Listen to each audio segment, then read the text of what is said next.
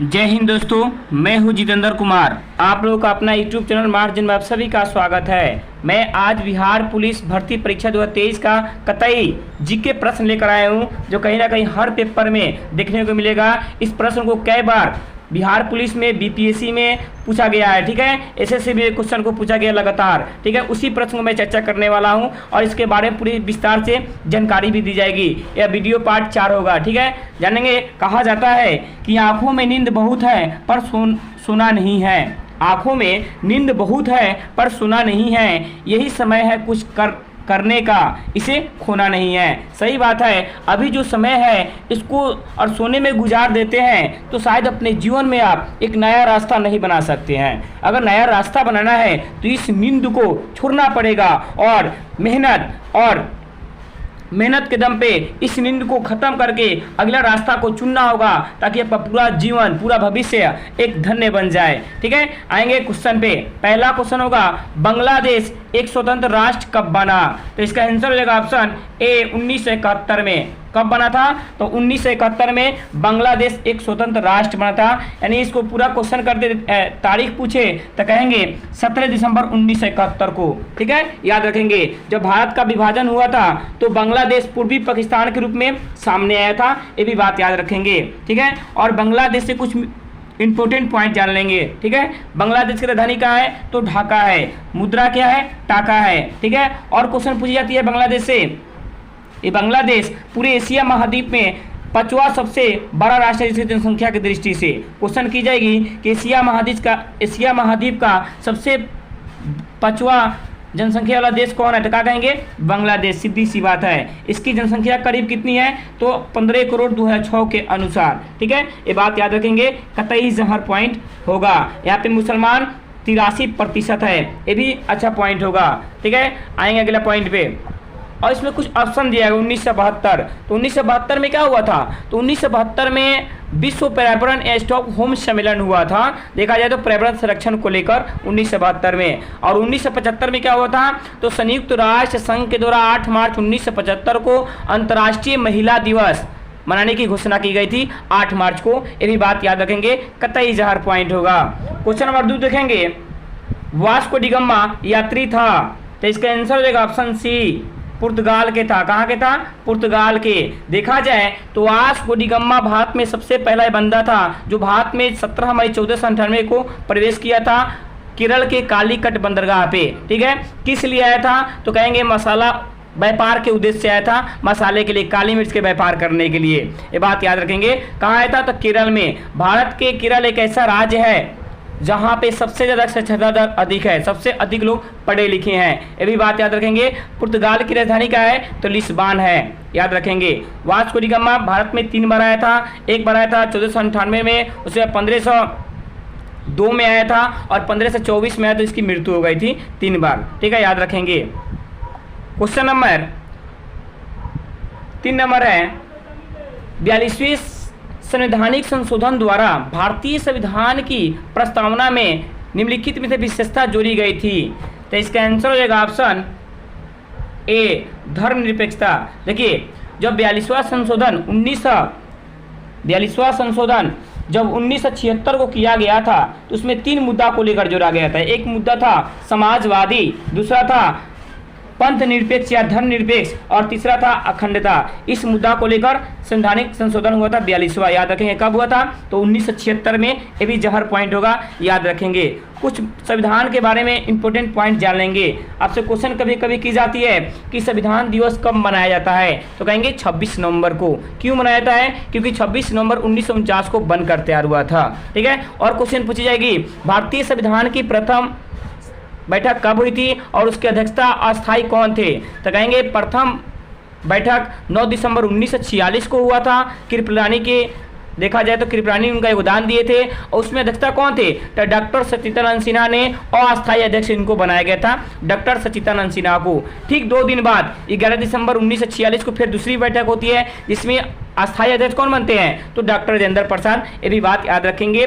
भारतीय संविधान के लिए 11 सत्र चले थे और 114 दिन बहस हुआ था और समय 2 वर्ष 11 में 18 दिन बनाने में समय भी लगा था। याद रखेंगे, ये भी कतई जहर पॉइंट होगा। इसको पूर्ण रूप से 26 जनवरी 1950 को लागू कर दिया गया था। ठीक है, याद रखेंगे।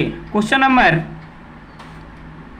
और इसमें पॉइंट है जो देख लेंगे अगले वीडियो में। क्वेश्चन नंबर 4 है 2011 की मतगणना के अनुसार महिलाओं में साक्षरता प्रतिशत लगभग है, तो ऑप्शन बी हो जाएगा 65%। क्या हो जाएगा? 65%। 2011 की जनगणना बताई जा रही है, उस समय मतदान की पढ़ाई लिखाई महिला का बताया गया तो 65% सामने आया था। इसका ऑप्शन बी हो जाएगा।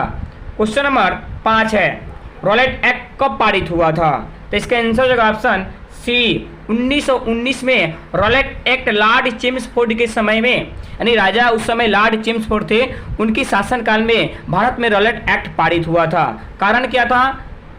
तो देखा जाए तो अंग्रेजी सरकार अपना शासन चलाने के लिए लोगों पे अपना शासन जमाने के लिए एक कानून लाया था। इस कानून को महात्मा गांधी काला कानून या अंधा कानून भी कहे थे, रॉलेट एक्ट को। ये बात याद रखेंगे। ये मार्च 1919 में पारित हुआ था। ठीक है, उस समय भारत के राजा कौन थे? Lord Chelmsford. उस समय लॉर्ड चेम्सफोर्ड की शासन में लगभग 4 से 5 घटनाएं हुई थी भारत में, जैसे कि जालियांवाला बाग हत्याकांड 13 अप्रैल 1919 पंजाब के अमृतसर में, ये लॉर्ड चेम्सफोर्ड के समय में ही हुआ था। खिलाफत आंदोलन 1919, ये भी उन्हीं के शासनकाल में हुआ था। ठीक है, याद रखेंगे। और जानेंगे 1920 में क्या हुआ था। 1920 में असहयोग आंदोलन हुआ था, ये बात याद रखेंगे, महात्मा गांधी के नेतृत्व में। और 1918 में क्या हुआ था? तो मीर मजदूर आंदोलन और खेरा आंदोलन 1918 में हुआ था। अहमदाबाद में मीर मजदूर आंदोलन और गुजरात में खेरा आंदोलन। ठीक है, ये बात याद रखेंगे, महात्मा गांधी के नेतृत्व में दोनों हुआ था। और 1917 में चंपारण सत्याग्रह हुआ था। महात्मा गांधी बिहार में पहली बार चंपारण सत्याग्रह, यानी सत्याग्रह का पहला प्रयोग चंपारण में किए थे 1917 में। बात याद रहेंगे क्यों किए थे? तो तीनकठिया व्यवस्था को लेकर, तीनकठिया प्रणाली को लेकर, जिसमें 3/20 हिस्से में नील की खेती किसानों को करना उत्तरदायी था। ठीक है, इस मुद्दा को लेकर इन्होंने वहां पे आंदोलन भी चलाया था, चंपारण सत्याग्रह जिसको कहा जाता है। क्वेश्चन नंबर 6 देख लेंगे। ब्रिटिश प्रधानमंत्री ग्रीन बिस्लो ने स्टाफ एक्ट किस वर्ष में पारित किया था? तो इसका आंसर हो जाएगा ऑप्शन ए 1765 में यह स्टाफ एक्ट पारित किया गया था। ठीक है, क्यों किया गया था? तो करने का पीछे कारण था कि जो सप्तवर्षीय युद्ध जो था, देखा जाए जो सप्तवर्षीय युद्ध 1756 से 1763 में चला था इंग्लैंड और फ्रांस के बीच, जिसमें देखा जाए तो इसमें सबसे ज्यादा हार किसकी हुई थी? तब फ्रांस की हार हुई थी, इंग्लैंड जीत गया था। तो उसमें उस मुद्दा को लेकर उसमें बहुत क्षति हुआ था। सही बात है, देखा जाए कहीं भी अगर युद्ध हो रही है तो उन दोनों देशों में क्षति होती है, और उन देशों के कारण कई देशों में अकाल पड़ जाती है, आर्थिक संकटें आ जाती है। ले लीजिए ना, मैं अभी हाल ही का चर्चा कर रहा हूँ, यूक्रेन रसिया के बीच जो युद्ध हो रही है, लगभग देखा जाए तो 500 दिन से भी अधिक हो गया। इस युद्ध के कारण भारत के कई राज्यों में, पूरे विश्व में महंगाई अपने चरम पे पहुंच गई है। कई देश की स्थिति पूरा जर्जर हो गई है इस युद्ध के मुताबिक। तो सरासरी तौर पर देखा जाए तो कहीं भी युद्ध होती है ना, तो कई देश की स्थिति तहस नहस हो जाता है, याद रखेंगे। तो उसी स्टाफ एक्ट पारित करने का उद्देश्य यही था ग्रीन बिस्लो को, कि सप्तवर्षीय युद्ध के कारण काफी क्षति हुआ था, आर्थिक स्थिति में काफी क्षति हुई थी। उस क्षति पूर्ति के लिए तत्कालीन प्रधानमंत्री ग्रीन बिस्लो ने स्टाफ एक्ट 1765 में पारित कर दिया था। ये बात याद रखेंगे। इसके अनुसार सभी अदालती कागजों को, अखबारों को स्टाफ लगाना अनिवार्य किया गया था। ये भी बात याद रखेंगे। पूरा था स्टाफ एक्ट की कहानियां। क्वेश्चन नंबर 7 देख लेंगे। विश्व पर्यावरण दिवस मनाया जाता है, तो ऑप्शन सी हो जाएगा 5 जून को। कब मनाया जाता है? 5 जून को विश्व पर्यावरण दिवस मनाया जाता है। अब की 2023 में विश्व पर्यावरण दिवस मनाया गया था, तो उसकी थीम क्या थी? तो उसका थीम था प्लास्टिक प्रदूषण को समाधान करना। ठीक है, कतई से हर पॉइंट होगा करंट के दृष्टि से कि क्वेश्चन की जाएगी जो हाल ही में विश्व पर्यावरण दिवस 5 जून को जो मनाया गया था, जो पूरी दुनिया में मनाई जाती है, इसकी अब की उद्देश्य और थीम क्या था? तो कहेंगे प्लास्टिक प्रदूषण को समाधान पर इसका उद्देश्य था, ताकि प्लास्टिक जो प्रदूषण उस पर रोक लगाई जाए, उस पर रुकी जाए। ठीक है, ये सबसे पहले कब मनाया गया था? तो 1972 में मनाया गया था, याद रखेंगे। विश्व पर्यावरण दिवस मनाने की शुरुआत 1972 से हुई थी स्टॉकहोम सम्मेलन के मुताबिक। ठीक है, क्वेश्चन नंबर 8 हो जाएगा। मगध राज्य की प्राचीनतम राजधानी थी, तो ऑप्शन डी हो जाएगा राजगिरी। कौन थी? राजगिरी। आज देखा जाए तो मगध की प्राचीनतम राजधानी राजगिरी थी, ये बड़ा मगध खुद पाटलिपुत्र राजधानी पहले था। देखा जाए तो उसके बाद मगध खुद पाटलिपुत्र राजधानी बना और पाटलिपुत्र को 1541 में शेर शाह सूरी के द्वारा नाम चेंज कर पटना कर दिया गया। अब पटना खुद आज बिहार का राजधानी बन गया है, जबकि पटना एक बिहार का सबसे बड़ा भी जिला है जनसंख्या की दृष्टि से, भी बात याद रखेंगे, आबादी की दृष्टि से, ये भी कतई जहर पॉइंट होगा, ठीक है। और इसी पटना में गोलघर भी स्थित है, भारत का सबसे बड़ा गोलघर है, ठीक है, जो बिहार के पटना जिला में स्थित है, जो 1786 में बनकर तैयार हुआ था, ये भी बात याद रखेंगे, ठीक है। 84 में काम लागू हुआ था, उसमें देख लेंगे अगला पॉइंट। क्वेश्चन नंबर 9 है, सन 1857 की क्रांति की शुरुआत हुई थी, तो ऑप्शन बी हो जाएगा। उत्तर प्रदेश मेरठ से 10 मई 1857 की क्रांति शुरुआत हुई थी। इसमें सबसे बड़ा मिठवा निकलकर मंगल पांडे आए थे। इसका तात्कालीन कारण बताया गया था, गाय के चर्बी और सुअर के चर्बी को लेकर कारतूस का निर्माण किया गया था। इस मुद्दे को लेकर क्रांति अपने वर्चस्व से बना ली थी, जिसमें कई प्रकार के कारण भी सामने आए थे और परिणाम भी आए थे और असफलता के कारण भी सामने खुल कर आया था, ठीक है। इसमें बहुत लोगों का योगदान भी रहा था, याद रखेंगे, ठीक है। क्वेश्चन नंबर 10 है, सिंधु घाटी के निवासियों को किस धातु का ज्ञान नहीं था? तो इसका आंसर होगा ऑप्शन सी, लोहा का इन लोगों को ज्ञान नहीं था। जो सिंधु घाटी के लोग थे, इन लोगों को लोहा का थोड़ा मोड़ा भी ज्ञान नहीं था, ठीक है, याद रखेंगे। और सब कुछ का ज्ञान था, देखा जाए सोना का ज्ञान था उनको, चांदी का भी ज्ञान था, तांबा का भी ज्ञान था, लेकिन सिंधु घाटी सभ्यता के लोगों को देखा जाए तो लोहा का थोड़ा मोड़ा भी ज्ञान नहीं था, याद रखेंगे। इससे कुछ इंपॉर्टेंट प्रश्न हैं, थोड़ा उनके मैं चर्चा कर देता हूं। जैसे हमेशा सिंधु घाटी सभ्यता से क्वेश्चन की जाती है कि हड़प्पा किस नदी के किनारे स्थित है, तो कहेंगे रावी। हड़प्पा की खुदाई किसने किया था, तो कहेंगे दयाराम सहनी ने 1921 में किया था।